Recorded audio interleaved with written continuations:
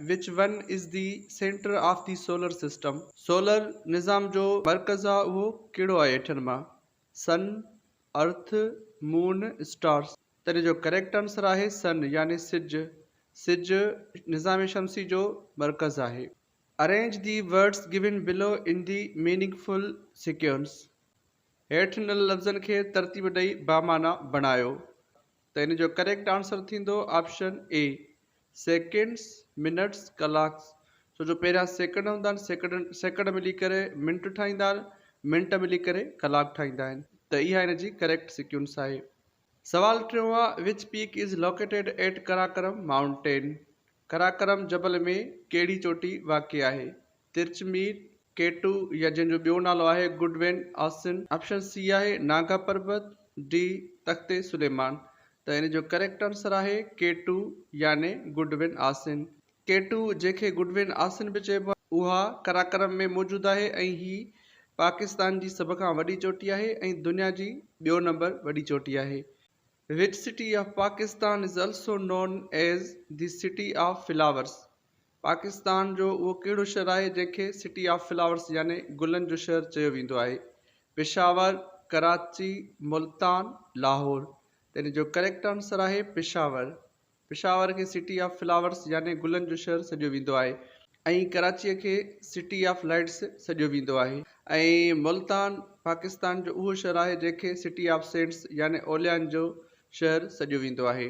ऐं लाहौर पाकिस्तान जो उहो शहर आहे जंहिंखे सिटी ऑफ कॉलेजिस सॾियो वेंदो आहे याने कॉलेजुनि जो शहर। How much percent oxygen gas is present in the air. हवा में ऑक्सीजन गैस जो केतिरो मिक़दार हूंदो आहे? 78%, 21%, 1% या 100%। इन जो करेक्ट आंसर आहे 21%। हवा में ऑक्सीजन गैस जो 21% मौजूदु हूंदो आहे ऐं 78% नाइट्रोजन गैस हवा में मौजूदु हूंदी आहे। बाक़ी 1% अदर गैसिस हूंदियूं आहिनि। Which animal from the following is amphibian. हेठनि मां कहिड़ो जानवर आहे जेको एम्फीबियन आहे? एम्फीबियन अहिड़नि जानवरनि खे चइबो आहे जेके ख़ुश्की ऐं पाणी ॿिन्ही में रहंदा आहिनि। Fish, crocodile, snake, sparrow. त इन जो करेक्ट आंसर आहे crocodile. Which is the capital city of Malaysia. Malaysia जे गादी जो हंधु कहिड़ो आहे? अबूज़ाबी, रियाज़, कोलालमपुर, खर्तूम। त इन जो करेक्ट आंसर आहे कोलालमपुर। मलाइशिया जे गादी जो हंधु आहे कोलालमपुर ऐं अबू ज़हबी दुबई जे गादीअ जो हंधु आहे, रियाज़ सऊदी अरबिया जे गादीअ जो हंधु आहे ऐं खुर्तूम सूडान जे गादीअ जो हंधु आहे। The land of prophets. पैगंबरनि जी ज़मीन कहिड़े मुल्क खे चयो वेंदो आहे? फ़लस्तीन, Norway, Japan, none of these. त इन जो करेक्ट आंसर आहे फ़लस्तीन।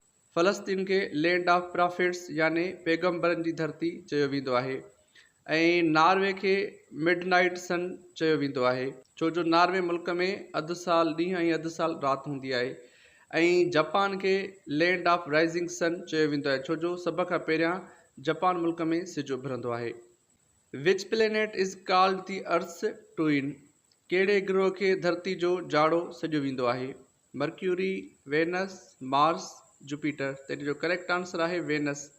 वेनस उहो ग्रह आहे जंहिंखे अर्थ जो ट्विन या अर्थ जो जाड़ो सॾियो वेंदो आहे। The national juice of Pakistan. Pakistan जो क़ौमी जूस कहिड़ो आहे?